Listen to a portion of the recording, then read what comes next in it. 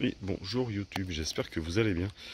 Alors on se retrouve aujourd'hui pour une vidéo où je fais un petit peu le point du potager, hein, vu on arrive fin juillet. Donc comme vous pouvez voir, les courgettes elles sont tout simplement magnifiques. Alors bon, c'est pas énorme, hein, j'en suis à quoi? À 4,8 kg à peu près au niveau des courgettes. Ouais, oui, 4,8 kg pour l'instant de récolter. Donc bon, malgré tout, après tout, c'est toujours ça. À l'intérieur, j'avais mis 4 petits plants de tomates. Hein, là on en voit une qui va falloir que bientôt que je ramasse. Là, c'est les carottes. Bon, les carottes, c'est pareil, c'est un peu en demi-teinte les carottes. À voir. Bon, après, j'aurais peut-être dû les éparpiller un petit peu plus. Là, c'est vrai qu'elles sont un petit peu trop serrées, donc je pense que ça y fait. Encore des plants donc de tomates qui poussent bien, hein, comme vous pouvez le voir. Et là, j'avais également mis un autre pied de courgette. Et je sais pas si on le voit bien, un melon. Donc là, j'ai mon premier melon. Donc, à voir si ça continuera, parce que bon, le melon, il part, il part, il part. J'en ai mis deux pieds, hein. Les deux pieds, ils s'étendent un petit peu partout. Donc ça, voilà, c'est pour ce qui est du premier potager, donc celui avec les bottes de foin. Voilà, allez, on va passer au second. Alors, pour ce qui est donc de l'autre partie, hein, comme vous pouvez voir, les tomates cerises, ça pousse aussi tranquillement sur cette parcelle-là. Également, les cœurs de bœuf, hein, comme vous pouvez voir, elles sont pas mal du tout. Bon, je m'attendais à en avoir un petit peu plus, hein. C'est vrai que pour l'instant, c'est quand même timide. Derrière, j'avais mis d'autres tomates cerises.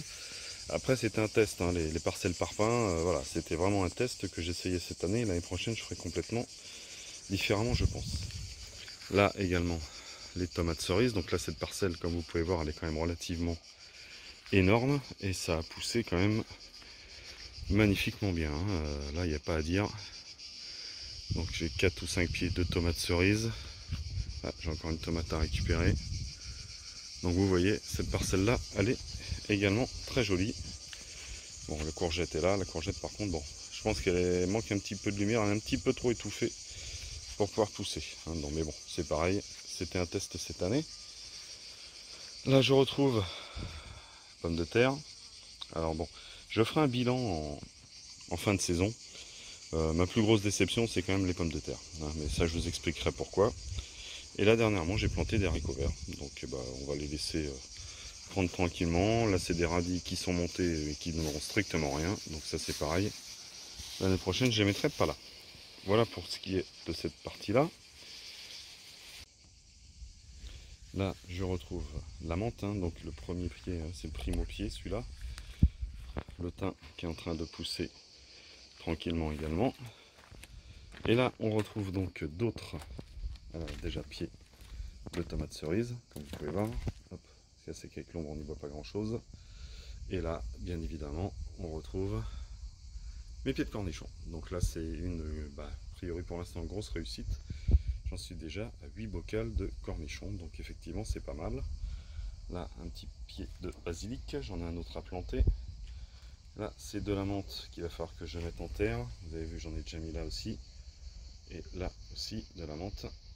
Parce qu'après, je compte bien me faire mon sirop cette année. Donc, voilà pourquoi je vais mettre autant de menthe. Voilà, également pour cette partie-là. Donc, c'est un petit tour rapide, hein, que je vous fais, vu que j'en ai pas fait depuis un petit moment. Alors ensuite, bon là je suis repassé sur le casque parce qu'avec le son du téléphone, c'est un nouveau téléphone que je teste, là c'était pas évident. Donc là je retrouve des petits semis que j'ai mis, donc j'ai du poiré, j'ai du chou-fleur, du chou de Bruxelles que j'ai mis. Donc les graines je les ai achetées sur un site, c'est ma graineterie.com, je vous mets la petite carte sur le côté.